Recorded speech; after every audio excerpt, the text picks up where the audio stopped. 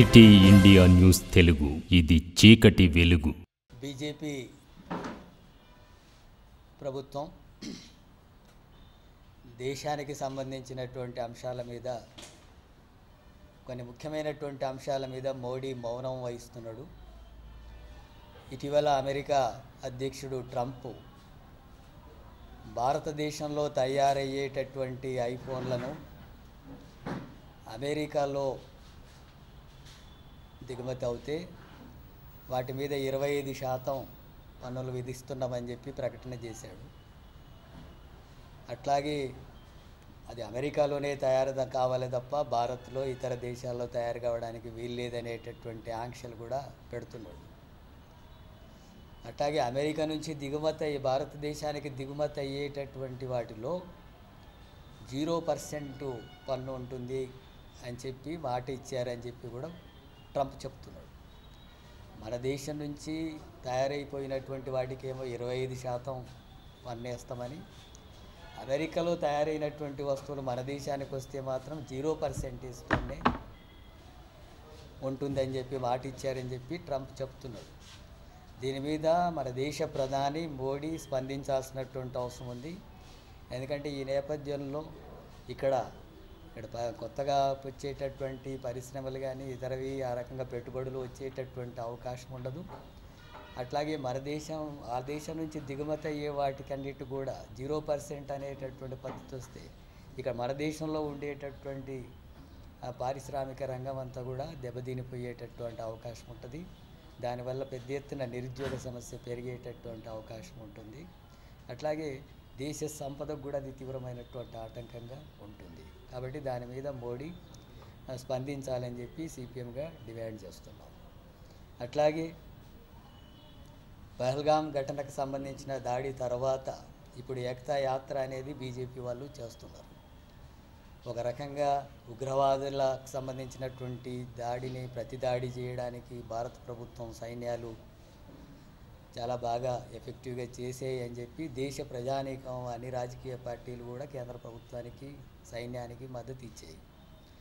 కానీ ఆ ఘటనకు సంబంధించినటువంటి దాంట్లో కాల్పుల విరమణ జరిగినటువంటి నేపథ్యంలో పాకిస్తాన్ భారతదేశం యొక్క కాల్పుల విరమణ నేను చెప్పడం వల్లనే, నా జోక్యం వల్లనే ఆ కాల్పుల విరమణ జరిగిందని చెప్పి ట్రంప్ 1కి 4 సార్లు ప్రకటిస్తున్నాడు. వాళ్ళకు వాణిజ్య ఆంక్షలు పెట్టడం వల్లనే కాల్పుల విరమణ జరిగింది, లేకపోతే అణ్వాయుధాల యుద్ధం జరిగేది అని చెప్పి ట్రంప్ చెప్తున్నాడు. మరి అమెరికా జోక్యం వల్ల, ట్రంప్ జోక్యం వల్లనే ఈ కాల్పుల విరమణ జరిగిందా? ఈ విషయం మోడీ ప్రభుత్వం ప్రకటించాలి, కేంద్ర ప్రభుత్వం. ఒకవేళ అదే జరిగితే అది దేశానికి అవమానకరమైనటువంటి అంశం. మన దేశానికి సంబంధించినటువంటి ఇరు దేశాల మధ్య, పాకిస్తాన్ భారతదేశాల మధ్య జరిగేటటువంటిది ఏదైనా సరే సిమ్లా ఒప్పందం ప్రకారం 2 దేశాల మధ్యనే చర్చ ఉండాలి, మూడో జోక్యం ఉండకూడదు అనేటటువంటిది దాంట్లో ఒప్పందంలో భాగం. మరి దాన్ని అతిక్రమించి ట్రంప్ జోక్యం ఉంది అనేటటువంటిది వస్తే, మౌనం దాలిస్తే అది నిజమే అనిపించే అవకాశం ఉంది. అది మన సమర్థత కిందికి రాదు. ఈ దేశం రక్షించుకోవడం అనేటటువంటి దాంట్లో మరొకరి పాత్ర, అది కూడా అమెరికా సామ్రాజ్యవాద పాత్ర ఉంది అంటే అది సరైనటువంటిది కాదు. దాని విషయం కూడా ప్రకటన చేయాలి. అట్లాగే విదేశాలకంతా కూడా పంపించి టీములను ఏర్పాటు చేసి పార్లమెంటు సభ్యులంతా కూడా ఈ దాడి తర్వాత జరిగినటువంటి పరిణామాలు, ఉగ్రవాదులను ఎదుర్కొన్నటువంటి విషయాలు, ప్రపంచ దేశాల మద్దతు కూడగట్టడానికి బృందాలు పోయి పర్యటిస్తున్నాయి. అక్కడ పోయి చెప్తున్నారు. కానీ భారతదేశంలో పార్లమెంటు సమావేశాలు జరపండి, దేశ ప్రజలకంతా దీన్ని వివరించాలా, ఆ దాడి జరిగినటువంటి నేపథ్యంలో ఇంటెలిజెన్స్ వైఫల్యం ఏంటి, ఇప్పటికీ దాడికి పాల్పడేటువంటి ఆ 4గురిలో ఒక్కరిని కూడా ఎందుకు అరెస్ట్ చేయలేకపోయారు, అట్లాగే ట్రంప్ మాట్లాడుతున్నటువంటి దానికి స్పందించకపోవడం వల్ల దేశం అది అవమానకరమైనటువంటి అంశంగా భావిస్తున్నారు ప్రజలు. మరి ఈ విషయాన్ని పార్లమెంటు సమావేశాలు జరిపి వివరించాలని చెప్పి అన్ని పార్టీలు అడుగుతుంటే పార్లమెంటు సమావేశాలు పెట్టడం లేదు. పార్లమెంటు సమావేశాన్ని పెట్టి దేశ ప్రజలకు కూడా వివరించాలా, ఈ ప్రశ్నలన్నిటికీ కూడా సమాధానం చెప్పాలని చెప్పి సిపిఎం పార్టీగా డిమాండ్ చేస్తున్నాం.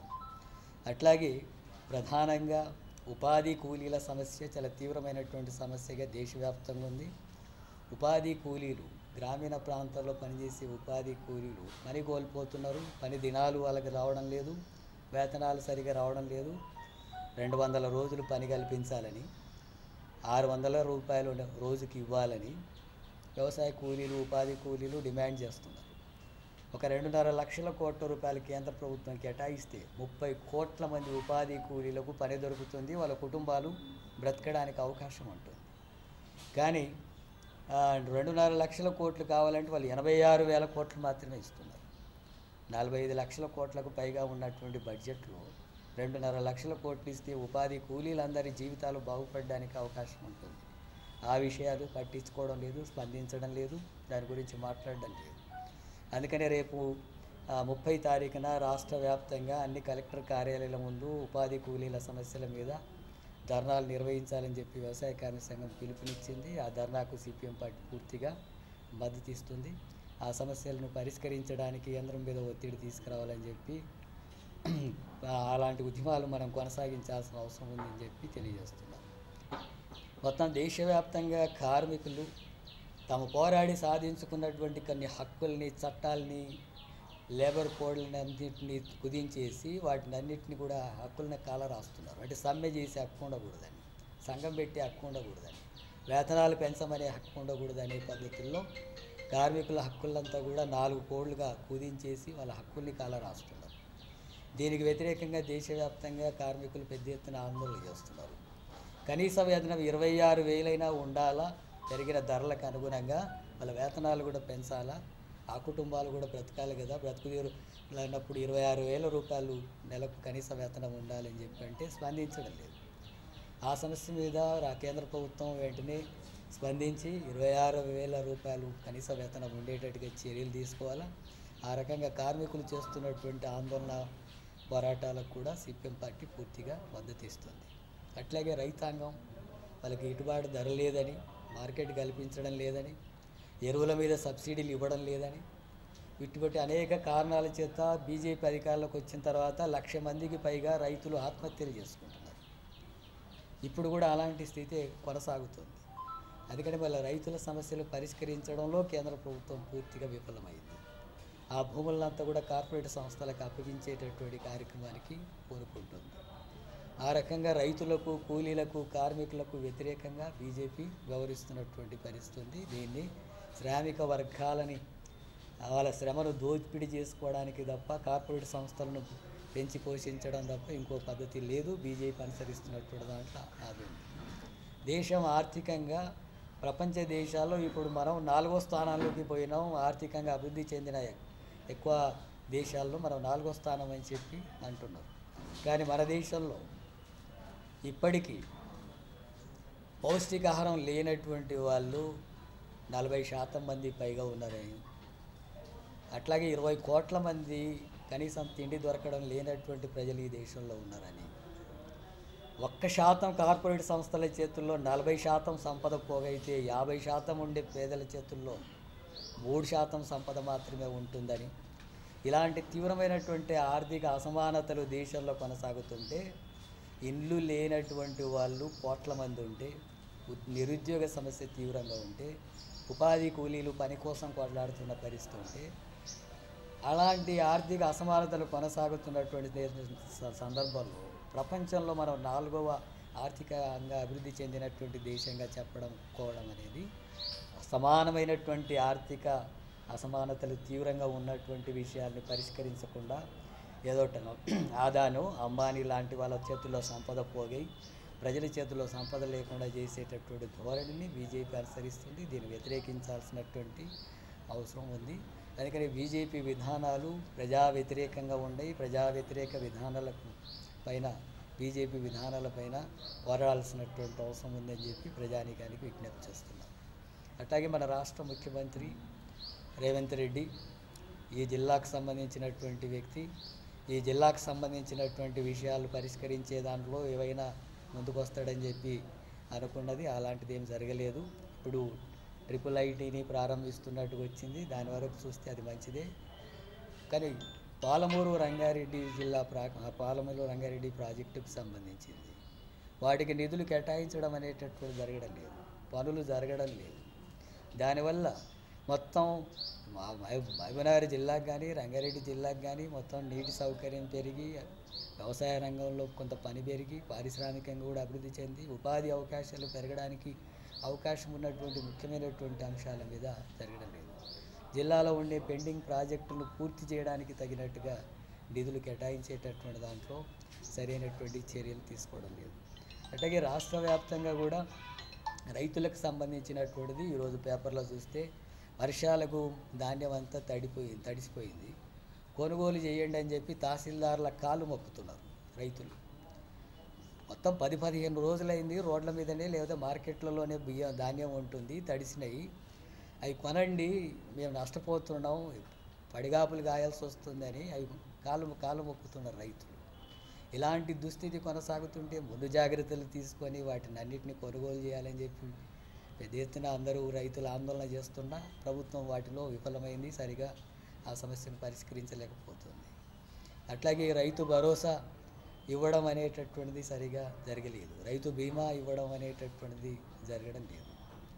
మహిళలకు 2500 ఇస్తామన్నటువంటి హామీ అమలు జరగడం లేదు. అట్లాగే పెళ్లి చేసుకునేటటువంటి వాళ్ళందరికీ కూడా 1 తులం బంగారం ఇస్తామన్నటువంటి వాగ్దానం నెరవేరలేదు. సామాన్యమైనటువంటి పేద ప్రజలకు ఇచ్చి అనేక వాగ్దానాలు చేసి అధికారంలోకి వచ్చిన తర్వాత ఇప్పుడు తను అంటున్నాడు ఆర్థికంగా రాష్ట్రం దివాలా తీసింది, అప్పుల పాలైంది, ఆదాయాలు లేవు, నన్ను కోసినా ఏమీ రాదు అని చెప్పి అంటున్నాడు. అట్లాగే ఉద్యోగస్తులు తమ సమస్యల మీద అడిగితే ఉద్యోగస్తుల డిమాండ్లను పెడదాం, 10 లక్షల మంది జనాన్ని పోగేస్తాం, వాళ్ళకు పెడదాం, అప్పుడు ప్రజల ముందు పెడతాం, ఏది తీసేయాలో ఏది ఉంచాలని చెప్పి ప్రజలకు ఉద్యోగస్తులకు మధ్య వైరుధ్యం సృష్టించే కార్యక్రమాన్ని పెట్టుకుంటాడు. ఏ సంక్షేమ పథకం ఆపాలనో చెప్పమని. మరి ఎన్నికలకు ముందు తెలియదా రాష్ట్ర ఆర్థిక పరిస్థితి? ఎన్నికలకు ముందు అధికారం కోసం మాత్రం హామీలు ఇచ్చి అధికారంలోకి వచ్చిన తర్వాత పేదల నోట్లలో మట్టి కొట్టే కార్యక్రమాలు జరిగితే చూస్తూ ఊరుకుండే సమస్య లేదు. ప్రజలు తీవ్రంగా ప్రతిఘటిస్తారు. సిపిఎం పార్టీ కూడా ఇచ్చిన వాగ్దానాలన్నీ అమలు జరగడానికి 6 గ్యారెంటీలు ఖచ్చితంగా అమలు జరిగేంత వరకు సిపిఎం పార్టీ ప్రభుత్వానికి మీద వెంటబడి పోరాడుతుంది. ఆ సమస్యలు పరిష్కారం చేయకపోతే ఆ ప్రభుత్వానికి తగిన గుణపాఠం ప్రజలు చెప్పేటట్టుగా ఈ పోరాటాలని కొనసాగిస్తామని చెప్పి తెలియజేస్తున్నారు. అట్లాగే రాష్ట్రానికి సంబంధించినటువంటి అంశాలు ఇప్పుడు గురుకుల పాఠశాలలకు సంబంధించినటువంటి దాంట్లో ముఖ్యంగా ఎస్సీ గురుకుల పాఠశాలల్లో పిల్లలు దాదాపు 1200 మంది పనిచేసేటటువంటి వాళ్ళనంతా కూడా శానిటేషన్ ఇటువంటి కాంట్రాక్ట్ బేస్లో పనిచేసే వాళ్ళను తొలగించి ఇప్పుడు పిల్లల ద్వారానే టాయిలెట్లు కడిగించడం కానీ, రూములు కడిగించడం కానీ, రూములు ఓడిపించడం కానీ పిల్లలతోనే పని చేయిస్తున్నారు. వంట పని కూడా వాళ్ళే చేయాలంటున్నారు, బూజు దులిపే పని వాళ్ళే చేయాలంటున్నారు. వీళ్ళు ఏమైనా బాగా ధనవంతుల కుటుంబాల నుంచి వచ్చిన వాళ్ళ వీళ్ళు అని చెప్పి అవమానించేటటువంటి పద్ధతిలో ఏఎస్ అధికారిని వర్షిని మాట్లాడినట్టుగా పత్రికల్లో వీడియోల్లో వచ్చింది. దీన్ని సిపిఎం పార్టీ తీవ్రంగా ఖండిస్తుంది. దీని మీద ముఖ్యమంత్రి వెంటనే జోక్యం చేసుకొని శానిటేషన్ కోసం పనిచేసేటటువంటి వాళ్ళనంతా కూడా వాళ్ళ నియామకాలు చేపట్టాలా. అట్లాగే పిల్లలకు సంబంధించినటువంటిది చిన్న పిల్లల్ని ఆ రకమైనటువంటి పనులు చేయించడం అనేది కరెక్ట్ కాదు. వాళ్ళు చదువు కోసం అణగారిన కుటుంబాలు, పేద కుటుంబాల నుంచి వచ్చినటువంటి వాళ్ళను చదువు నేర్పించి ఉన్నతమైనటువంటి స్థానాలకు పంపించాల్సినటువంటి బాధ్యత నుంచి తగ్గించి వాళ్ళు మళ్ళీ ఆ పని చేసుకునేటటువంటి వాళ్ళైతే ఊర్లో కూలి పని చేసుకుంటూ కూడా బడికి పోయేటటువంటి విధానంకు వ్యతిరేకంగానే కదా ఇదంతా వచ్చింది. ఇలాంటి వాటిని ముఖ్యమంత్రి వెంటనే జోక్యం చేసుకొని పరిష్కరించాలని చెప్పి కూడా సిపిఎంగా డిమాండ్ చేస్తుంది. కేంద్ర ప్రభుత్వం రైతాంగానికి ఖరీఫ్ సీజన్కి మద్దతు ధరలు ప్రకటించింది. ప్రకటించినటువంటి మద్దతు ధరలలో ఏ ఒక్క పంటకు కూడా ఆయా రాష్ట్ర ప్రభుత్వాలు పంపించినటువంటి మద్దతు ధరని పరిగణలోకి తీసుకొని ప్రకటించినట్లు లేదు. అదే రకంగా గతంలో స్వామినాథన్ కమిటీ సూచించినటువంటి సూచన రైతులు పెట్టినటువంటి పెట్టుబడికి 50% కలిపి మద్దతు ధర నిర్ణయించాలి, దానికి కొనుగోలుకు గ్యారంటీ చేయాలని చెప్పి ఆయన సూచన చేసిండు. దాన్ని కూడా పరిగణలోకి తీసుకున్నటువంటి పరిస్థితి ఈరోజు లేదు. మన రాష్ట్రం నుంచి వరికి కనీసం 3000 రూపాయలు మద్దతు ధర ఉండాలనేటువంటి సిఫారసుని కేంద్ర ప్రభుత్వానికి చేసింది. కానీ ప్రభుత్వం ఇప్పుడు పెంచినటువంటిది కేవలం 69 రూపాయలు మాత్రమే క్వింటాల్కు పెంచారు. అంటే ఇప్పుడు గతంలో ఉండేటువంటి 2,300 రూపాయలకు 2,369, ఏ గ్రేడ్కి అయితే 2,389 రూపాయలకు పెంచారు. అంటే రైతులు కోరినటువంటిది పెరుగుతున్నటువంటి ఉత్పత్తి ఖర్చులు, విత్తనాల ధరలు, ఎరువుల ధరలు, ట్రాక్టర్ల ధరలు, హార్వెస్టర్ల యొక్క రేట్లు పెరుగుతున్నటువంటి దానికి అనుగుణంగా ఇప్పుడు కందులకు కానీ పత్తికి కానీ వీళ్ళు ప్రకటించినటువంటి ఏ పంటకు కూడా కనీస మద్దతు ధర రైతాంగానికి గిట్టుబాటు అయ్యే విధంగా లేదు. దాన్ని తక్షణం మార్చి రైతాంగానికి మద్దతు ధర లభించే విధంగా దాన్ని సవరణ చేయాలని చెప్పి డిమాండ్ చేస్తున్నాం. రెండవది, ఇప్పుడు వెస్లీ గారు చెప్పినట్లు తెలంగాణ రాష్ట్ర ప్రభుత్వం రైతు భరోసాని ఎన్నికల మేనిఫెస్టోలో పెట్టినటువంటిది ఎకరానికి పంటకు 7,500 రూపాయలు ఇస్తామన్నారు. వీళ్ళ అధికారంలోకి వచ్చిన తర్వాత గత ప్రభుత్వం నిర్ణయించిందే ఒక పంటకు ఎకరానికి 5,000 రూపాయల చొప్పున వేశారు. పోయిన ఖరీఫ్ సీజన్లో ₹1 కూడా రైతుల ఖాతాల్లో జమ చేయలేదు. మొన్నటి యాసంగిలో ఎకరానికి పంటకు 6,000 రూపాయలు వేస్తామని యాసంగి పంటకు 4 ఎకరాల లోపు వాళ్లకు డబ్బులు వేసినట్లు ప్రకటన చేశారు. కానీ 4 ఎకరాల లోపు వేసినటువంటి వాళ్ళకు కూడా రైతులందరి ఖాతాల్లో, అర్హులైనటువంటి వాళ్ళ ఖాతాల్లో డబ్బులు జమ కాలేదు. ఇప్పుడు వ్యవసాయ శాఖ మంత్రి తుమ్మల నాగేశ్వరరావు గారు నిన్న ప్రకటన చేస్తూ నాట్లు వేసే నాటికి రైతుల ఖాతాల్లో జమ చేస్తామని చెప్తున్నారు. ఇప్పుడు తొలిగాలం స్టార్ట్ అయింది, మాన్సూన్స్ వచ్చేసినాయి, ఇప్పటికే అనేక చోట్ల పత్తి విత్తనాలు పెడుతున్నారు. మీరు ఇచ్చేటువంటి రైతు భరోసా రైతాంగానికి, వ్యవసాయానికి, పెట్టుబడికి ఇచ్చేటువంటి, కానీ ఆ పెట్టుబడికి ఇవ్వాల్సినటువంటిది ఎప్పుడు ఇస్తామని అంటే నాట్లు వేసేటప్పుడు ఇస్తామని చెప్తున్నారు. మేము అడుగుతున్నది ఏంటంటే, మీరు ఎన్నికల మేనిఫెస్టోలో పెట్టిన దాని ప్రకారము పంటకు ఎకరానికి 7,500 రూపాయల చొప్పున ఇవ్వాలనేటువంటిది మా డిమాండ్. రెండవది, గతంలో పంటల బీమా, ప్రధానమంత్రి ఫసల్ బీమా యోజన పథకము బాలేదు, రాష్ట్రాల వాటా పెంచి కేంద్రం వాటా తగ్గించుకున్నది. అందుకనే 8 రాష్ట్రాలతో పాటు అప్పుడు బీఆర్ఎస్ ప్రభుత్వం కూడా, తెలంగాణ ప్రభుత్వం పంటల బీమా పథకం నుంచి బయటకు వచ్చింది. వచ్చిన తర్వాత పంటల బీమా పథకాన్ని ఇప్పటిదాకా పెట్టలేదు. తెలంగాణ రాష్ట్ర ప్రభుత్వం మేము ఫసల్ బీమాలో చేరుతామని ముఖ్యమంత్రి గారు ప్రకటన చేశారు. ఫసల్ బీమాలో చేరలేదు. పోయిన ఖరీఫ్ అయిపోయింది, రబీ అయిపోయింది, ఇప్పటికీ కూడా దాని మీద స్పష్టత రాలేదు. ఫసల్ బీమాలో చేరుతారా, ప్రత్యేకంగా పంటల బీమా పెడతారా? ఇప్పుడు వర్షాలు వచ్చి పంట తడిసిపోతుంది, ఆరుగాలం కష్టపడి మార్కెట్కి తీసుకొచ్చి కొనుగోలు కేంద్రానికి తీసుకొచ్చినటువంటి పంట కూడా తడిసి మొలకలెత్తిపోతే రైతులు తీవ్రమైనటువంటి ఆవేదనకు గురవుతున్నారు. ఇట్లాంటి సందర్భంలో మీరు ఏం చెప్తున్నారు? 51,000 ఎకరాలలో మాత్రమే పంట నష్టం జరిగింది, అందుకనే మేము 51 కోట్లు రైతుల ఖాతాల్లో జమ చేసినామని చెప్తున్నాం. మేము అడుగుతుంది ఒక భరోసా రైతాంగానికి ఇవ్వాలనేటువంటిది మా డిమాండ్. తర్వాత ఖరీఫ్ సీజన్ ప్రారంభమైంది, విత్తనాలు రైతాంగానికి అందుబాటులో ఉంచాలి. ఇప్పుడు ఏటా 5 నుంచి 6 లక్షల ఎకరాలలో నకిలీ విత్తనాలు, నాసిరకం విత్తనాల వల్ల పంటలు నష్టం జరుగుతుంది. ఆరుగాలం కష్టపడుతున్నారు, చివరికి పంట చూస్తే పెరిగినట్లే ఉంటుంది, ఖాతా మాత్రం రావడం లేదు. దీనివల్ల నష్టం జరుగుతుంది. ఒకవైపు పీడీ యాక్ట్ పెడుతున్నామని చెప్తున్నారు, కానీ ఆచరణలోకి వచ్చేటప్పటికి వీటిని నియంత్రణ చేయడంలో మాత్రం పూర్తి వైఫల్యం ఉంది. నకిలీ పురుగు మందులు వస్తున్నాయి, నకిలీ విత్తనాలు వస్తున్నాయి. ఎక్కడెక్కడ 5,000 ఎకరాలకు ఒక అగ్రికల్చర్ ఎక్స్టెన్షన్ ఆఫీసర్ ఉన్నాడు, వాటిని ఏ డీలరు అనేటువంటి డీలర్లకు అందరికీ లైసెన్సులు ఇచ్చేది వ్యవసాయ శాఖనే. ఏ డీలర్ ద్వారా, ఏ షాపు ద్వారా నకిలీ విత్తనాలు వస్తున్నాయి, నకిలీ మందులు వస్తున్నాయని తెలియదా? వీటిని నియంత్రణ చేసేటువంటి దాంట్లో కూడా పూర్తి వైఫల్యం ఉంది. దీనివల్లనే రైతుల ఆత్మహత్యల పరంపర కూడా కొనసాగుతుంది. వ్యవసాయ సీజన్ ప్రారంభమైంది కాబట్టి ఈ సమస్యలన్నింటినీ పరిష్కారం చేయాలని చెప్పి మేము డిమాండ్ చేస్తున్నాం. లేకపోతే రాష్ట్ర వ్యాప్త ఆందోళన పోరాటాలకు సన్నద్ధమవుతామని చెప్పి హెచ్చరిస్తున్నాం.